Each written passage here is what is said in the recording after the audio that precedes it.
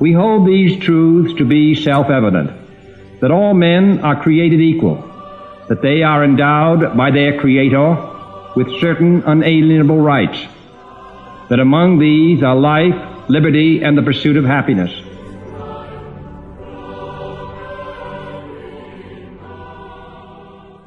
And now, New Galaxy Enterprises proudly presents Inalienable and Free, a program addressing the grave challenges to human and citizen rights in America and the rest of the world. How can we, the people of Earth, take back the power and privileges granted to us by God and addressed so significantly in the Declaration of Independence? Our rights are inalienable, that is, given by God and incapable of being taken away from or given by another. These rights are the basis of liberty, the foundation of all life and happiness. We begin our program with remembering a short but significant moment when the brave presidential First Lady Eleanor Roosevelt extended her hand to help the magnificent diva Marian Anderson. In 1939, the African-American singer Marian Anderson was denied permission to perform in Constitution Hall in Washington, D.C. by the Daughters of the American Revolution. Eleanor, whose family had fought in the Revolution, belonged to the DAR. In protest, she resigned her membership. By then, she had the self-confidence and the strength to stand alone because she knew in the depths of her soul that this was wrong. Eleanor worked quietly behind the scenes. She helped arrange for Anderson to sing at the Lincoln Memorial. 75,000 massed before Lincoln Memorial to hear Marian Anderson, colored contralto, make her capital debut at the great Emancipator Shrine.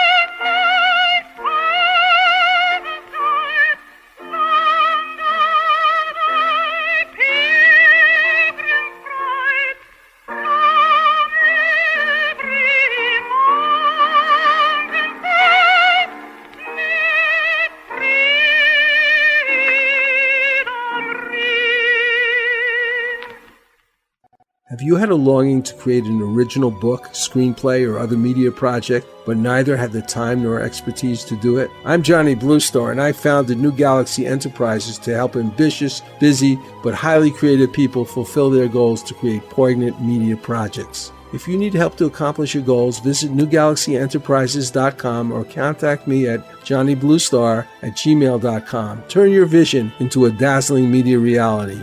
Manifest your media dream today. Today's program will take a concerted look at our immigration policies. I am happy to discuss this topic with my co-host, Hugo Rodier, MD, who is now hosting his own program, Integrative for Medic Health.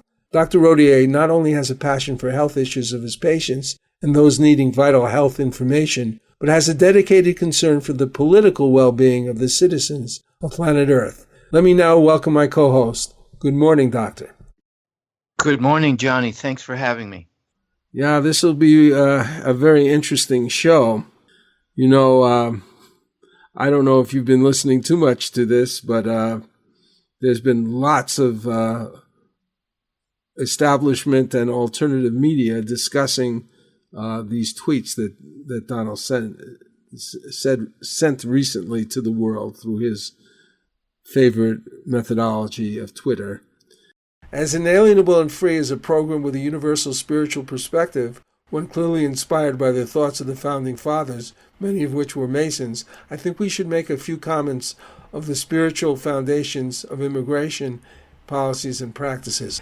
For instance, Doctor, the Declaration of Independence says, we hold these truths to be self-evident, that all men are created equal, that they are endowed by their Creator with certain inalienable rights, that among those are life, liberty, and the pursuit of happiness. Seems to me that has some kind of implication for immigration policies. What do you think? Absolutely. And you said it best when at the beginning you mentioned that this is a very complex issue. And through my physician medical training, I see so many parallels to the pursuit of happiness. It turns out to be 85% health, to the way people deal with complex issues. They tend to focus on the leaves of the problems, the roots are ignored. So like in medicine, we end up treating symptoms without focusing on the root issues. So this whole immigration policy, we end up talking about things that just won't do any good because we're not addressing the roots. So we end up hating each other, arguing with each other. Both sides have good points to make, but who puts them together? And that's a very core principle of integrative hermetic health, in trying to listen to all sides and see if we can come to the table and discuss the root issues instead of getting hung up on the leaves, the consequences, the symptoms, if you will. We see it again. We see it everywhere in politics and medicine, any field of endeavor, even in relationships. When we start fighting with our spouses or friends, it tends to be over peripheral issues, but never, or seldom, I should say, about the root of the friction between two people. And so I look forward to trying to get at the core of the problem.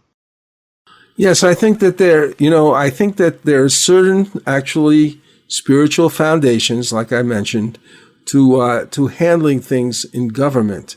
And I think that paying attention to these words, which we will do shortly, will be very, very important in understanding what could be a sane immigration policy. But before we get into the sane ones, we need to see what's really been happening here. We're going to take a break now, and we'll be right back.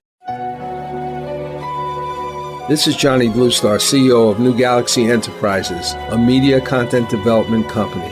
My company, under the direction of our technical director, Hassan Khan, specializes in the development of user-friendly WordPress sites. These may be used in manifold ways to promote products and services, to become a platform or forum for your ideas or your special interests or fascinations, or to enhance your personal image.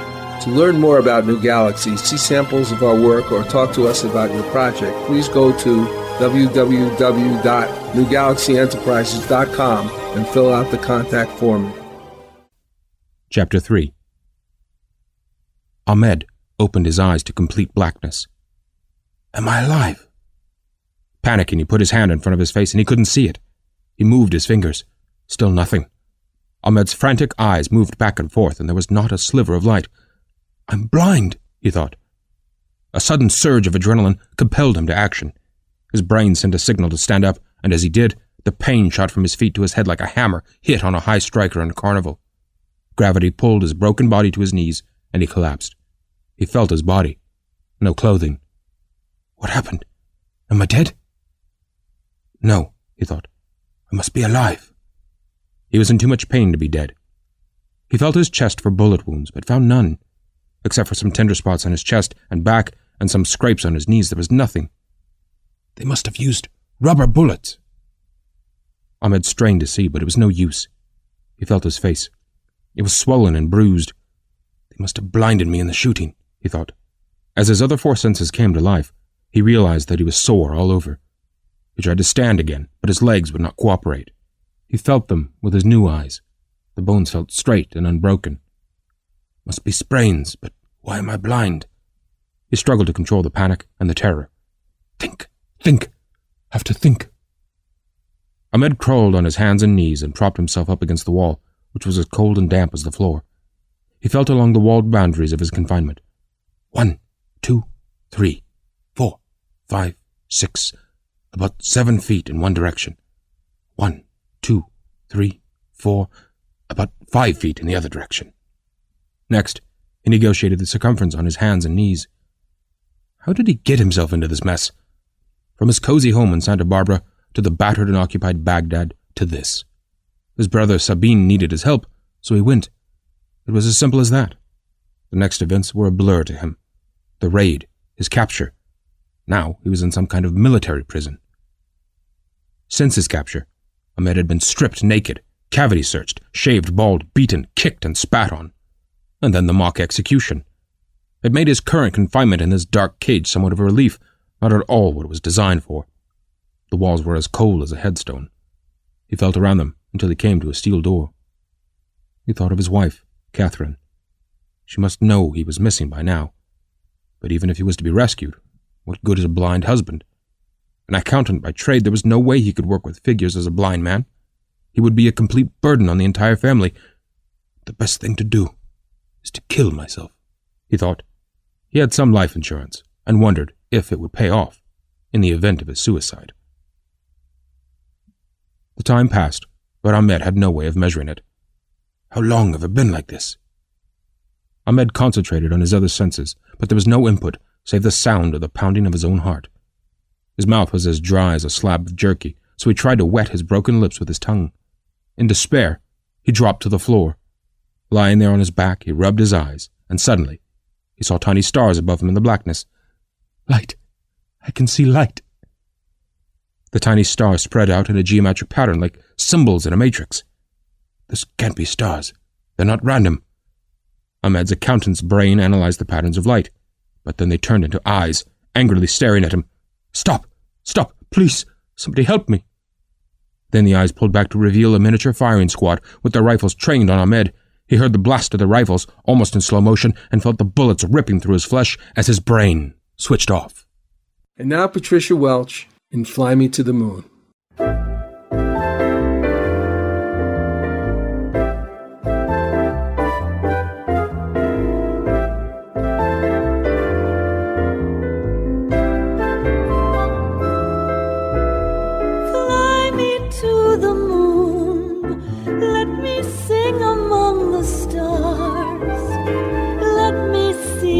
Spring is like on Jupiter and Mars. In other words, hold my hand. In other words, baby, kiss me. Fill my heart with song. Let me sing forevermore. You are all I long for, all I worship and adore. In other words, please be true. In other words, I love you.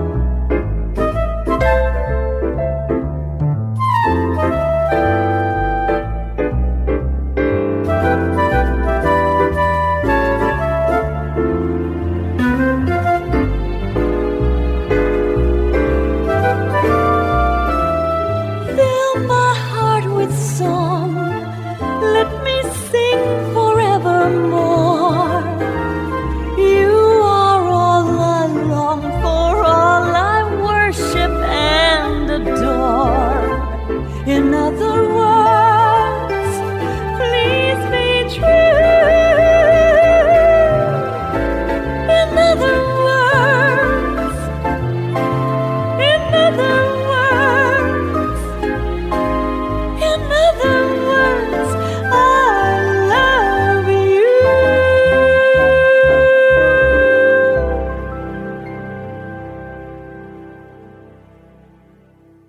Welcome back. We're going to discuss the immigration policies and services and attitudes. But I want to start out with looking at what happened before 9/11, just let's let's talk a little bit about the history and about how maybe it impacted on us. My family is, I guess, maybe 4 generations from other countries at most, except for my current wife is partly American Indian. So, but before that, my generation is from, my generational family is from Poland and Russia and Romania. How about yours, Doctor? Well, I turned out to be a first-generation immigrant. I immigrated to the United States as a student in high school and to live with Americans. So I'm not quite a first-generation immigrant, if you will. So I tried real hard to become an American with that family in Idaho. And so I didn't view myself as coming as a child with parents. So yeah. I was pretty much cocooned in an American home at that age. And so I immigrated legally and then got my citizenship in my 20s. Where did you immigrate from? From Chile. My name is French. My father was a Frenchman in Chile, married a Chilean Basque woman, my mom. Mm-hmm. So I already came with a high degree of international flavor, if you will. I'm trilingual. I feel like a citizen of the world. So these immigration issues, I've been contemplating these issues for my whole life, if you will. Well, in my case, my family, my grandfather on my father's side and my grandfather on my mother's side, they both came over because of very grave anti-Semitic things that were happening. And one was in Russia, and that was where they actually had these pogroms, and they were in a small town in southern Russia. And I think that my one of my grandfather's sons, it's not my grandfather, got kicked in the head by a horse by someone in the Tsar's army, and I think that was some kind of an incident, and it spurred them, okay, it's time to leave. And then my Romanian grandfather, he just basically hated the way Jews were treated in Romania, and he was kind of adopted by, I believe, a French legionnaire, and his name is actually French. It was Klepper, and he came over, and he hated Romania so much he wouldn't even speak the language. So he was quite fluent in English, whereas his brother, who also came over, was the head of the Romanian Society in New York. So but my grandfather was very, very happy to be here. I can tell you, both of them were. And my grandmother, unfortunately, one grandmother had come from Russia before that. Her family had come there. But the other one came because of the Holocaust in Poland. And a lot of people died. I hear 10 people of mine died in the Warsaw Ghetto and many in concentration camps. So that wasn't such a nice way to get here, but they did get here, and they were all very successful. So I wonder if your Russian grandparents, did they know Tavia? I'm just joking, the Fiddler on the Roof. It's a movie about your people. I'm sure they did, because one of my uncle was in charge of advertising for all the Broadway shows and so forth. So I'm sure we all knew about that. In terms of my own sort of spiritual development, I was very widely interested in all types of religions, and I basically have developed a kind of universal perspective. And, so it's interesting to see how we evolve, right? Right. But we both owe a lot to American immigration, don't we? We sure do. The thing is, if you go back in history, you find that we had, the colonists. We're always talking about the colonists who come here as immigrants, but a lot of colonists came here as slaves, right? I mean, a lot of immigrants came here as slaves, right? So, yes. Have you read Thomas Friedman's last book, Thanks for Being Late? It's a terrific book. He's written other books like The World is Flat and From Beirut to Jerusalem. Very good writer. But I always felt that he wasn't quite getting it until he wrote this last book, where he makes two huge statements. One, that technology will help us, but it is so devoid of wisdom, it may become a problem. And before that, he was very gung-ho about technology. And statement number two is that America cannot continue to be great unless it honors its immigrant roots and foster legal immigration that will continue to benefit our country. Well, I know that the heads of the various tech companies have been very upset with this travel ban because they know how much they need that fresh, technologically oriented blood to come over here and help them. And some of the greatest achievements, of course, have always been made by immigrants. And somehow things have changed. But I want to point out, I want to go a little bit further into the history. So we start out with the colonists and, the people who basically were involved in the revolution and the slaves. And really, we're talking about white propertied slave owners and people who they at least had to have property, not because of the federal government, but because of the state policies, as I understand it. And this progressed, but a lot of minorities were kept out. And, slowly different minorities came in and often were persecuted. And some nationals, like the Japanese, were allowed to become, citizens way later. It was like slowly we began to accept everybody. And so we built our suffrage up to and women, of course, in terms of suffrage, in terms of people who could come here. It came to a point where we really had a great achievement, right? Before 9/11. Yeah, a great book on all that is The People's History of the United States by Zinn, which used to be a cult book. Now it's mainstream, taught at universities, where they deal more with the last point you made, that is that the disenfranchised have had a problem with immigration. One might say they still do. Yeah. Well, right now, the entire concept of immigration and what has changed. Now, naturally, if we believe in national sovereignty, and we do, we know that although all men are created equal, there is a limitation to how many people can fit into one small part of the world, even with fairly large sovereign nations like India, China, or ours, the United States.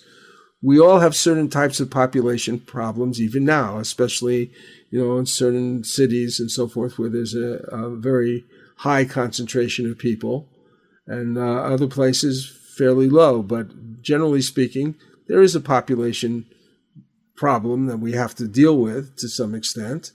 What would be the best type of policies that would align with the concept of equal justice for all in our selection processes? Well, in my opinion, a country has the right to put a limit on immigration, of course, that's given. But a country needs to look at its needs.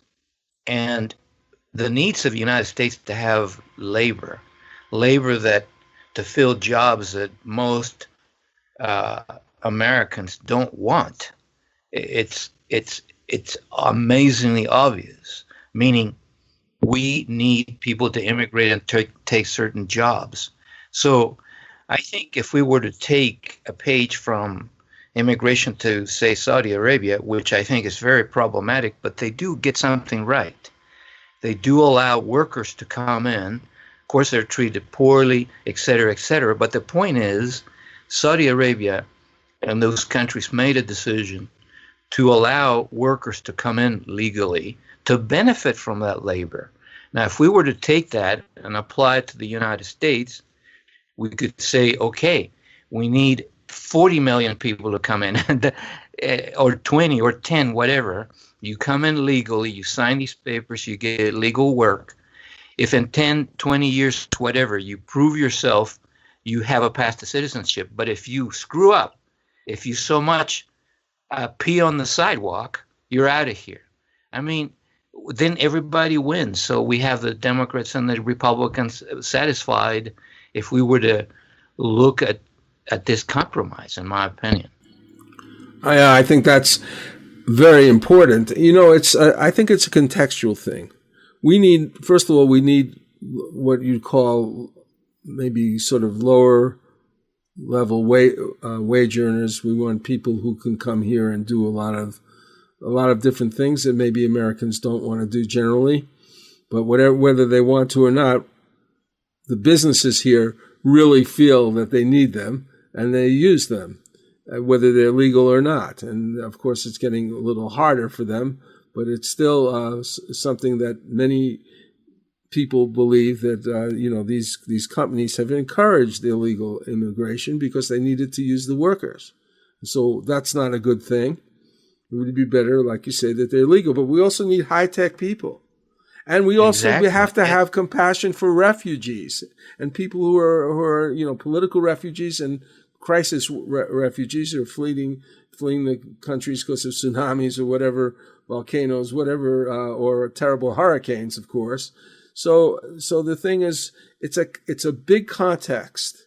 It's not just one group of people, but it's a whole bunch of different categories of people, and we need to be fair, and we also need to be fair to ourselves. We need to be self-serving, but we also need to be compassionate. So we need to have a balance. That would be what I think.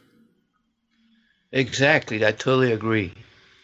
You know, we're now faced with an interesting moment because, in what I would call the great saga of Trump's immigration policies, giving news commentators across the world another opportunity to analyze its twists and turns and try and decipher again where Trump is coming from. Let's listen to a very lucid report a few days ago following Trump's retweets from a rather strange source. Mike Barnacle from Morning Joe introduces the problems, followed up with a fascinating report on Piers Morgan's response to the tweets by host Joe Scarborough. Let's play that. President Trump has been busy this morning on social media, retweeting in quick succession a series of alarming videos. The first showed a video which allegedly depicts a Muslim migrant attacking a Dutch boy on crutches. That's what the text says anyway. The second tweet contains a video that purports to show a Muslim man destroying a statue of the Virgin Mary. And the third claims to show an alleged Islamist mob pushing a teenage boy off a roof and then beating him to death. All three videos were originally posted to Twitter by Jada Franson. She is the deputy leader of the far-right ultra-nationalist group Britain First. She was found guilty last year of religiously aggravated harassment of a Muslim woman. Britain First says it wants to ban Islam from the UK and fiercely opposes mass immigration. Piers Morgan chimed in, tweeting to President Trump, "What the hell are you doing retweeting a bunch of unverified videos by Britain First, a bunch of disgustingly racist far-right extremists? Please stop this madness and undo your retweet." By the way, for just a little context on the Piers Morgan tweet, first of all, he's had a pretty positive relationship with the President of the United States. Secondly, he's sort of like his morning show over there is the sensation. And he's again, just very plugged in over there. But again, has come under fire there and here, sometimes for being too defensive of Trump. Defensive of Donald Trump. But here he's saying, these are crazy. And people, Willie, that know who this woman is basically say, she's a white supremacist. And this fits in, again, with all the disturbing conduct we were talking about in the first 2 hours. There's such a volume of tweets from the president, we can't lose our ability to be shocked. And this is the retweeting by the leader of the free world, the President of the United States, to 44 million people, which will be amplified even more on media, of videos that have not been verified. We don't know who those people are, what's happening in the videos really, of a woman who, as you say, is effectively a white supremacist who wants the religion of Islam banned from the UK. Again, that's President Trump, President of the United States, amplifying that voice to the world. Following the tweets, Vice News managed to have an interview, a clip which follows a bit of Jada Franson's making an anti-Islamic, anti-immigration sweet pitch. Let's listen to the interview. I'm the Deputy Leader of Britain First. We're a patriotic political party. I post a number of videos on my Twitter and Facebook platforms every single day. Quite simply, I believe President Donald Trump has very graciously shown his support for my plight here in the UK.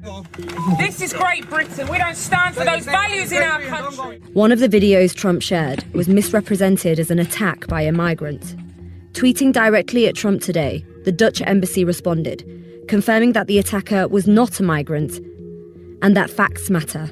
Well, I think the point is that President Trump has retweeted a number of my videos, my content, which highlight the dangers and issues of mass Muslim immigration, which is something that Donald Trump himself Do you know has that that boy's a pointed out. migrant? We can talk about the specifics of videos all day long. But if it's not real, then it could be fake news. The point here is, the news story here is that the leader of the free world has just expressed his support for an individual who, I'm an elected deputy leader of a British political party, and I am being sent to jail for giving a speech which the establishment have quoted as being anti-Islamic. You've been very vocal about migrants that have come to Europe, alleging that they have come over here and they are sexually harassing and raping white women. They are. So how do you then respond to being retweeted by a president who has said things like grab him by the pussy and has been accused of sexual harassment by over... He'd also been accused by over a dozen people of also carrying out sexual harassment. Accusations are not convictions. And also he hasn't condemned, for example, Roy Moore, who's also been accused of sexual abuse. I always find it interesting when people try to water down what is, quite frankly, an epidemic of Islamic sex attacks, Muslim grooming gangs that I have myself confronted here in Britain. Franson's referring to groups made up of mainly British Pakistani men sexually abusing young girls. Some people think those cases have been swept under the rug, but they've made national headlines in the UK, and scores of men have been convicted. What we're dealing with in this country is an epidemic, and it is absolutely ridiculous to try and draw a comparison to a comment that the president made in a private conversation. Shame on you for trying to stoop so low. Actually, I think majority of the people. I think majority of the people. Are you afraid of the questions? I don't know. I'm not afraid. So why don't we continue then? But do you not see the issue that is if you just say Muslims and say that an entire group of people, do you not want to answer the questions? What do you think of that conversation, Hugo, with that interview? Well, it's disgusting. It's just amazing how people can get these terrible ideas in their head and defend them when they don't have a leg to stand on. Speaking of this woman. Yeah, I mean, she got herself in a lot of, she got a lot of response to what she's been doing in England. And we're going to take a break now for a couple of minutes to come back to this and discuss this and some more of the implications about the tweets, the retweets from this interesting lady. So now we'll go to a next break. This is Johnny Blue Star, CEO of New Galaxy Enterprises, a media content development company. One of our highly useful services is our audio and video editing service, overseen by Hassan Khan, our Director of Technical Services. We can also help edit and write the original content for your video and even produce it, depending on its content and direction. To learn more about New Galaxy, see samples of our work, or talk to us about your project, please go to www.newgalaxyenterprises.com and fill out the contact form. Dr. Hugo Rodier is a medical doctor trained in nutritional medicine with a special interest in intestinal disorders. You may schedule a consult via Skype or telephone by calling 801-898-3317 or via email by accessing his website, hugorodier.com, HUGORODIER.com. No insurance accepted, but a form is available to apply for reimbursement from your insurance, except for Medicare. Dr. Rodier speaks English, French, and Spanish. Here's a remarkable song by Zave Nathan and Bonnie Blazak called Change.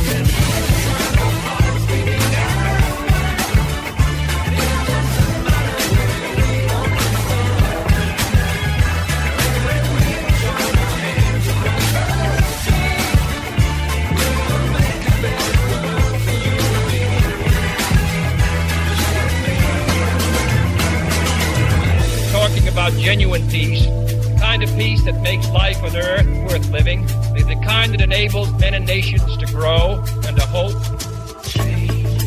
and build a better life for their children. Peace for all men and women, peace in all time.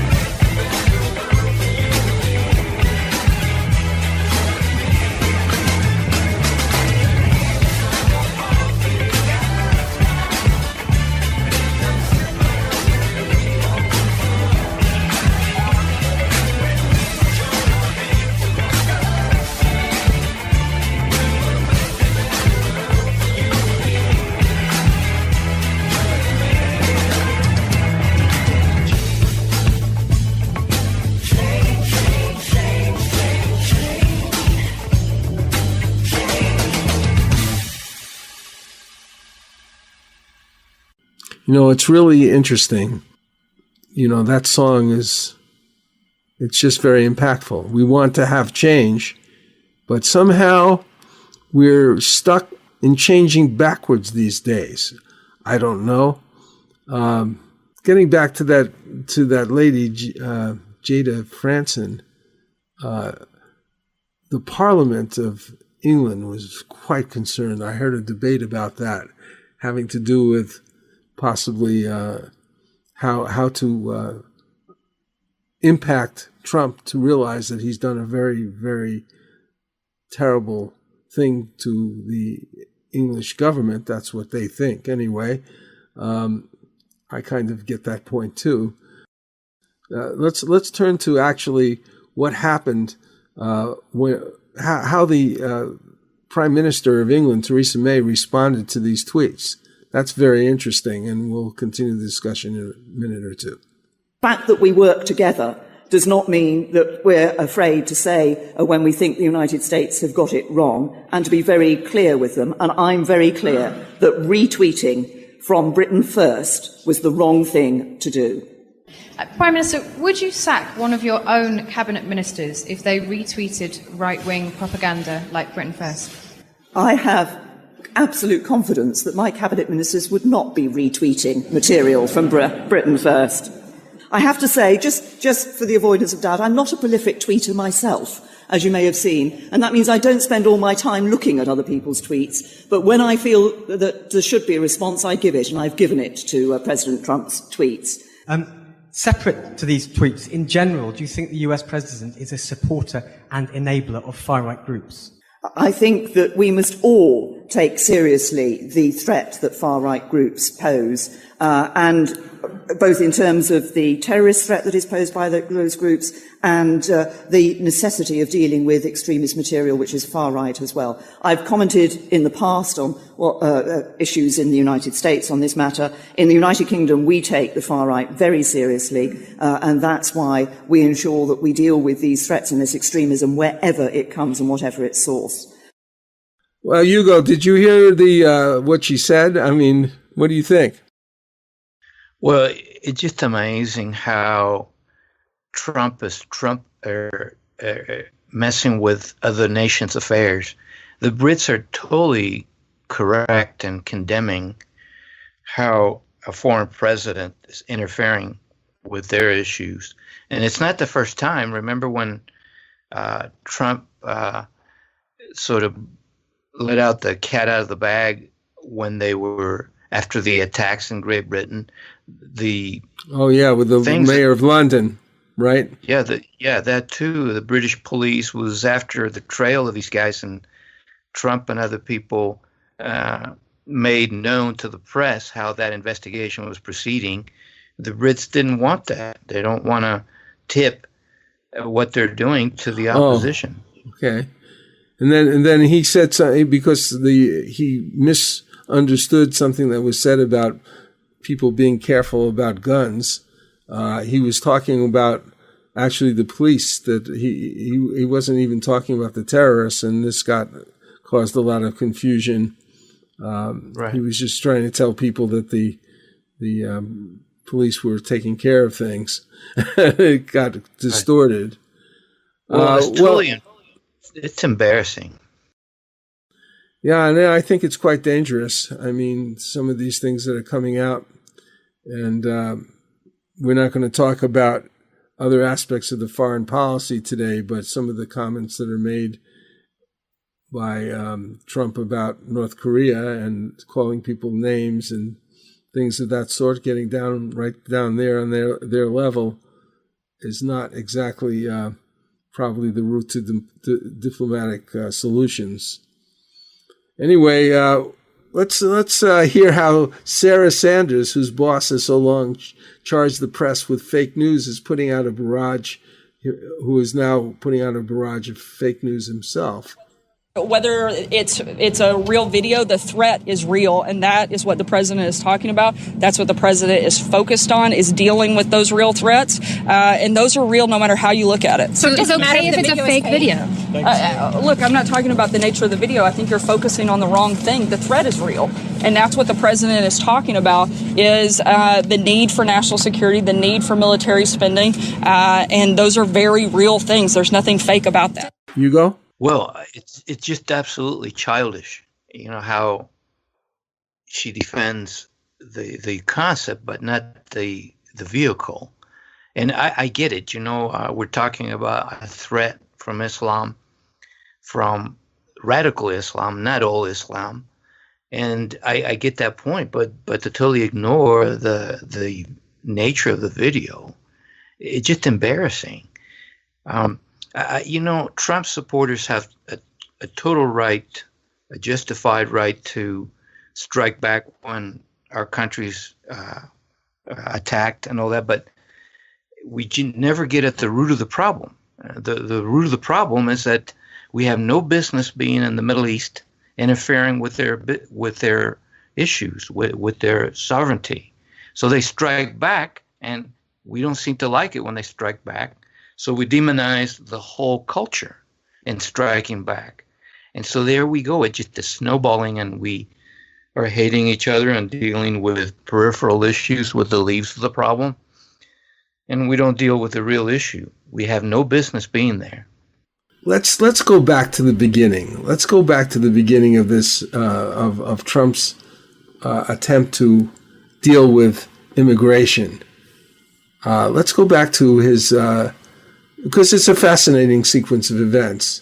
Trump weaves in and out of his point of view on Muslims and Muslim countries, as we'll see shortly.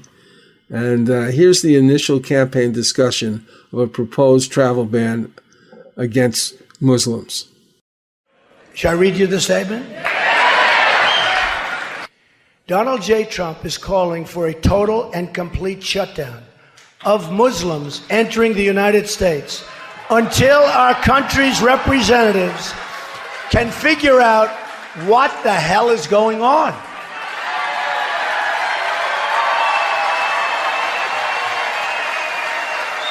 We have no choice. We have no choice. Mr. Trump stated, without looking at the various polling data, it's obvious to anybody the hatred is beyond comprehension of such a big portion. Where the hatred comes from and why, we will have to determine. We're going to have to figure it out. We have to figure it out. We can't live like this. It's going to get worse and worse. You're going to have more World Trade Centers. It's going to get worse and worse, folks. We can be politically correct and we can be stupid, but it's going to get worse and worse. Folks, those days are over. Those days are over. We have to be tough. We have to be smart. We have to be vigilant.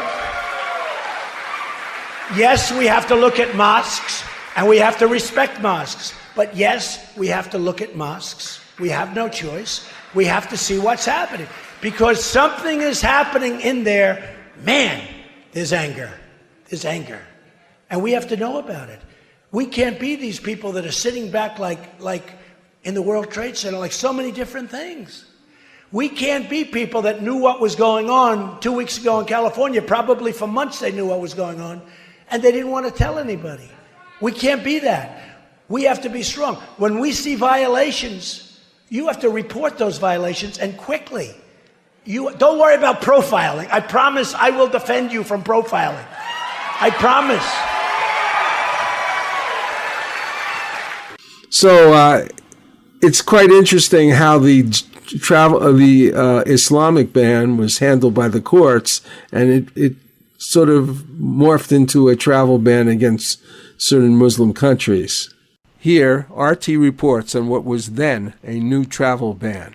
Donald Trump has signed a new executive order that imposes travel restrictions for citizens from 6 Muslim-majority countries. This comes after the first version was blocked by a federal judge in Seattle. RT's Gani Chichkan reports from Washington. President Trump has dropped Iraq from the new travel ban list, which now includes Sudan, Syria, Iran, Libya, Somalia, and Yemen.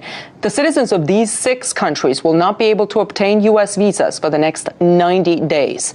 Iraq was reportedly dropped following pressure from the Pentagon and State Department, which had urged the White House to reconsider, given Iraqi forces' role in fighting ISIL inside their own country, and given the U.S. support of the Iraqi forces. Secretary of State Rex Tillerson indicated as much. Iraq is an important ally in the fight to defeat ISIS. This intense review over the past month identified multiple security measures that the State Department and the government of Iraq will be implementing to achieve our shared objective of preventing those with criminal or terroristic intent from reaching the United States. The implementation of Trump's previous travel ban order was challenged by U.S. courts and faced a huge backlash as visa holders from 7 predominantly Muslim nations, including Iraq, found themselves stuck at airports.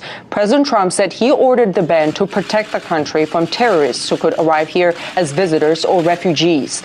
The White House said the governments of the countries on the list were unstable and could not provide proper background checks.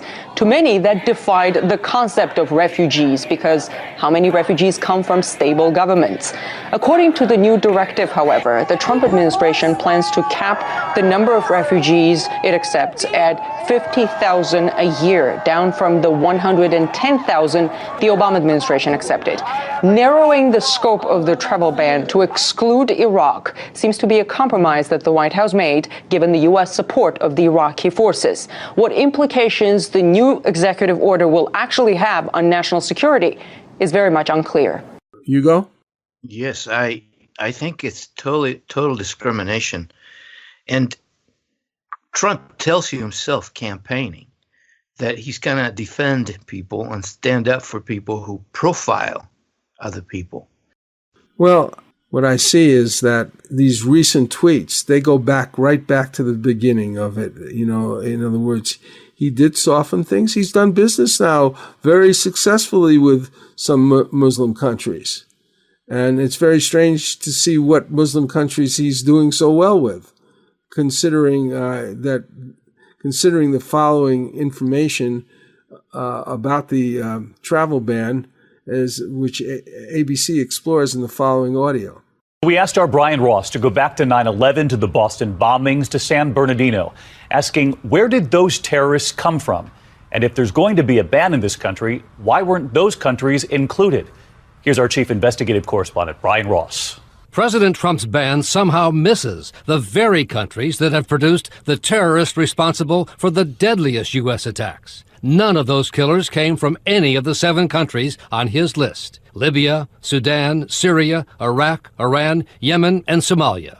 The 9/11 hijackers came from Saudi Arabia, Egypt, Lebanon, and the United Arab Emirates. None of them on the list. The wife in the San Bernardino terror couple came from Pakistan, not on the list. The husband, American-born. The Boston bombing brothers came from the Russian Republic of Dagestan, also not on the list. David Muir asked the president about the missing countries last week. Let me ask you about some of the countries that won't be on the list. Afghanistan, Pakistan, Saudi Arabia. You're going to see. We're going to have extreme vetting in all cases. And I mean extreme. And we're not letting people in if we think there's even a little chance of some problem. The White House today said other countries could be added if necessary. It's a 90-day review period. And if you've got other countries, please let us know. Refugees from Somalia, which is on the list, were involved in 2 terror attacks last year at a Minnesota mall and at Ohio State University, but in each case, only the attacker died. The president's supporters also point to how the Obama administration drastically curtailed the flow of refugees from Iraq for 6 months in 2011. That came after the FBI discovered 2 Iraqi refugees connected to al-Qaeda had made it into the U.S. and were plotting attacks from their new home in Kentucky. And Brian Ross is right here with us tonight. And Brian, back to that question we asked the president just last week. Why were countries like Saudi Arabia, Afghanistan, and Pakistan not included on this ban? Well, David, there's still been no cogent answer from the White House, but we do know the military believes the 7 countries on the list are among the places ISIS fighters fleeing the battlefield may try to hide. And as the press secretary said, if you know more, let us know. Well, that's kind of interesting. None of these countries have really had people at the moment doing harm to us, yet the countries that may have been most promoting and funding terrorism are seemingly becoming our friends. So what is that all about? Well, it's all about profiling, that letting prejudices and preconceived conceptions guide your actions, so they're just not going to be right, and so there's going to be a lot of room for error. And so if we were just to focus on the real problem, it'd be so much easier, but I just don't hear anybody talking about it. Look, we're an imperialistic country that's invaded a lot of countries. We have military troops in over 200 countries. What do you expect? These people are going to fight back. So as long as we're interfering in their affairs, they're going to strike back. And so this will go on and on and on until we look at our imperialistic policies, interfering with other countries and trying to monopolize their commerce to have the mighty dollar control their affairs and that benefit big banks and corporations, this is what's going to happen. We have to, it's just a shame that the sort of the conscience that's embodied in our founding fathers' thoughts, now not maybe that well in their actions, are not being followed. Now, what we were talking about before is that our immigration policies after, the founding fathers initiated our country, and after the Civil War, we had a great deal of expansion of equal rights. And it moved on to the point of 9/11, and then we are now cascading backwards with what we're doing, and we're basically letting a certain group of people control this country because of things that most countries, most modern democracies think is kind of backwards thinking, which is basically hating different groups and punishing them, which is really what's happening here. Well, yeah, because when we are at war, we demonize the enemy. You know, you and I are Cold War children. I grew up with the Cold War. I never agreed with it. So I took Russian in college. And so I could understand the other side's viewpoint. And I'm not going to say they are totally right, but we're not totally right either. We are at war with a lot of Muslim people. And so people that don't know better out of ignorance demonize the whole culture, all the countries. So that's why we get into these predicaments. And so on the one hand, I see the point that Trump and his supporters are trying to make. We need to defend ourselves. Okay, well, if you truly want to defend yourselves, get out of those countries and stop oppressing so many of these other people. That how would we feel if somebody was trying to interfering in our affairs? Well, we know the answer to that. We don't like Russia interfering with our election, but do we ever stop to think that we have been interfering with every other country's elections? Of course, I mean, that is just, yes, we have. And it all boils down to one thing. It's a money issue. I mean, exactly. It's a war machine making a lot of money. So actually, you have to look beyond the mask of the 6 Muslim countries or the Muslim ban, and you have to look at to what really is happening. It's like we were promised a certain amount of equity for the middle class and, jobs and everything. But what was really happening with this last legislation that's passed the Senate is really quite different than what people really thought was going on. And yeah, the Republicans are not really listening to the Democrats, and they've managed to get something through. I don't know if it'll go all the way through, but it's pretty frightening that so much money is being taken from our social benefits under Social Security and Medicare and Medicaid, so forth, and given to the very rich and the rich corporations and billionaires. It's all happening again. And the people who are following our current administration, who think it's really great, are really ignoring what's happening to them, because they're becoming treated like these people that, like a certain ethnicity too. The blue-collar white workers are going to be mistreated even if we get more jobs. Because of the taxation on them and the problems with their health care and everything else. You're absolutely right. It's all about money. And that's why we've invaded these other countries. It's about money. It's an oligarchy. We no longer have a democracy. It's an oligarchy of moneyed people that want to perpetuate their riches and their control. And so who suffers? Well, it's all about gun or butter. So we choose guns. There's more money in it. And butter, well, all the social programs go unattended. Well, I think it's kind of sad to see what's happening, and you have a gigantic amount of people in the legislators who are really basically bought and sold by their donors, and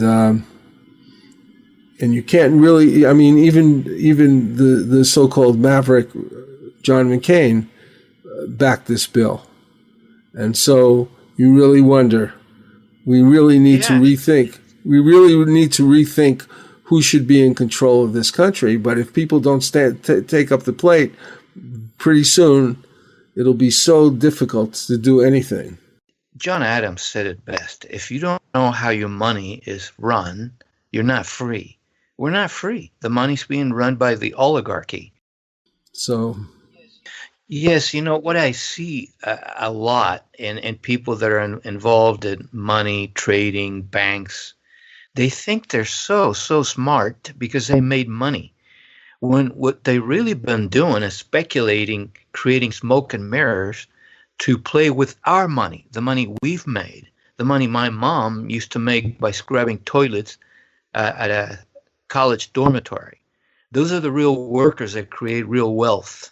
And then these speculators that sit behind a desk and make phone calls to create programs or tools, they call them, to play with the money, which doesn't work, but they're convinced that they're so smart about that. And then after they have some relative success robbing us, they think themselves wiser and more intelligent and more deserving because they have more of that money they created by cheating. Well, you know, to sum up, because we're going to take our final, we're going to progress to the end of the show now. It all comes down to the idea that all men are created equal. And what you have is a battle of people who think that they are not equal, that they are superior because of their money, because of their ethnicity, because of their connections, because of their achievements in terms of business. All these different factors enter into basically the destruction of the American principles that founded our country and that maybe weren't practiced very well, but were developing quite nicely until 9/11. So we're going to. Johnny, I would go further back. I think this whole unraveling, we had a hint of it with Teddy Roosevelt, and then it peaked with Eisenhower, and then when JFK was killed, I think it was all downhill fast. Yes, well, I think that's true too, and that's where you see. But nonetheless, it wasn't so blatant. Let's put it that way. Yeah. And the legislation that supported it wasn't so blatant. And we did not have massive surveillance without warrants back then. And we didn't have torture, at least in the forefront, supported and actualized by our leaders. It was more or less something that happened behind the scenes. But now all that violence and all that anger and all that elitism is right on the surface. Yeah, I agree with that. Yeah. So we're going to conclude this show with a few messages.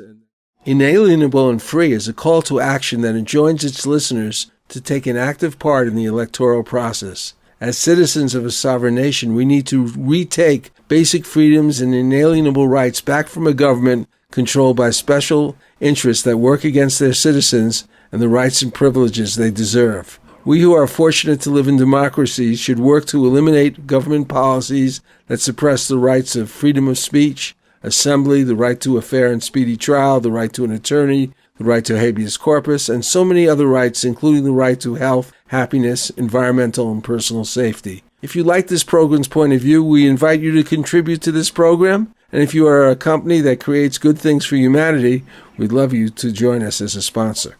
Here's something that we all need, as presented in this beautiful song by Patty Greer, May Peace Prevail on Earth.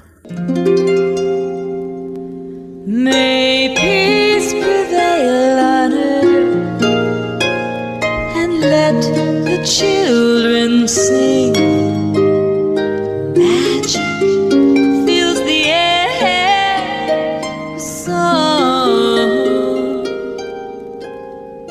May peace be in our homes, a love that's very true. It all starts with me and you.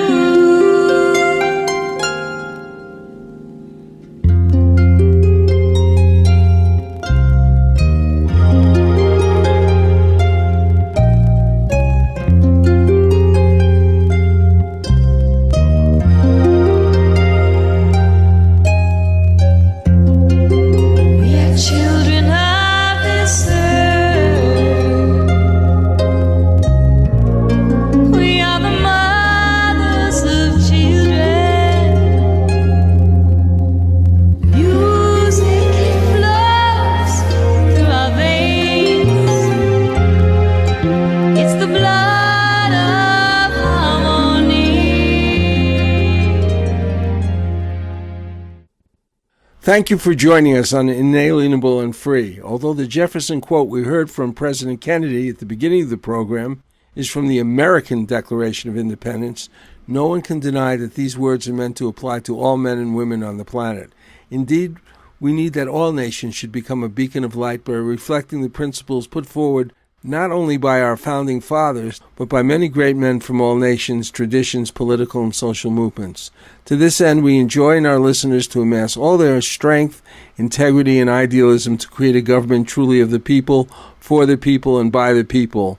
If all men are created equal, then all men deserve justice for all, no matter where we are on this planet. Join us again on Inalienable and Free, informing, enlightening, and empowering our listeners to take action that will make true equality a reality for all.